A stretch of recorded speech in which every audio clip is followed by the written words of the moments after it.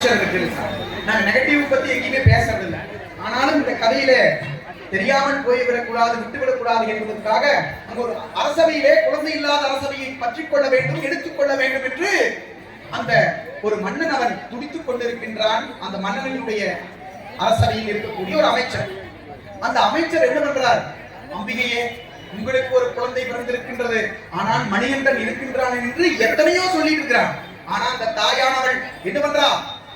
தாயே, அன்பின் தெய்வமே, அரணறி பட்டு கொண்ட ராஜசேகரந்தன் நினையே, அன்பிலே சிறந்து விளங்கும் மணிகண்டன் தாயே.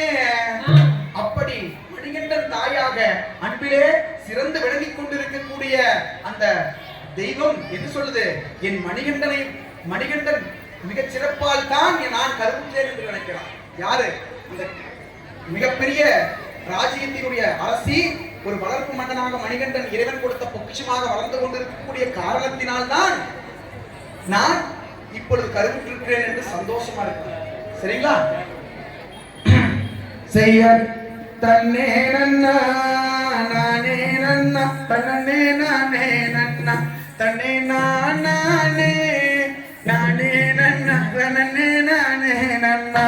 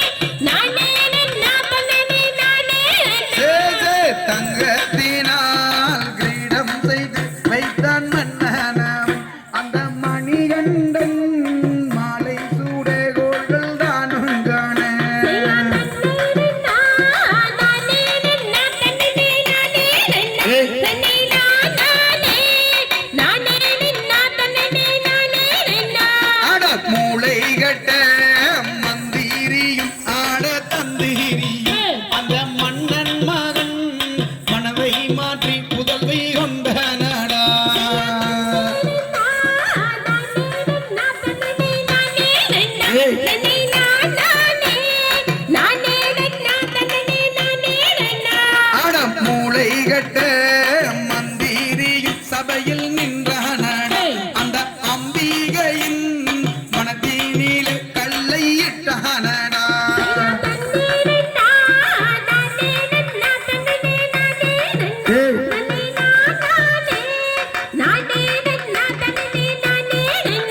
அந்த கோப்பெருந்தே விமானி கலைக்கான் மந்திரியே, அட தந்திரங்கள் பல செய்துமே இங்கே நின்றானடா.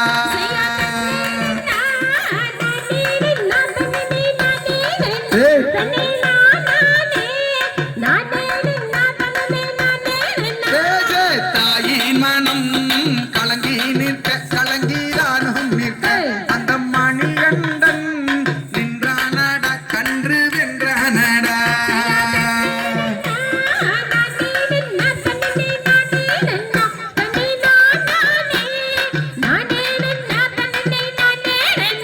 அடப்பாளில் நஞ்சை வைத்தானடா மன்னரத்தில், அந்த மணிகண்டன் அருந்தி வைக்க நின்று கண்டானடா.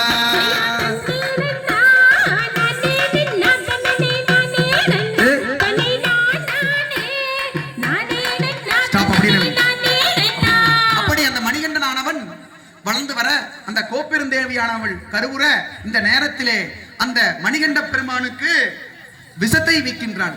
யார் வைக்கிறார்? வாட்ஸ்அப் ஒரே நிமிஷம்.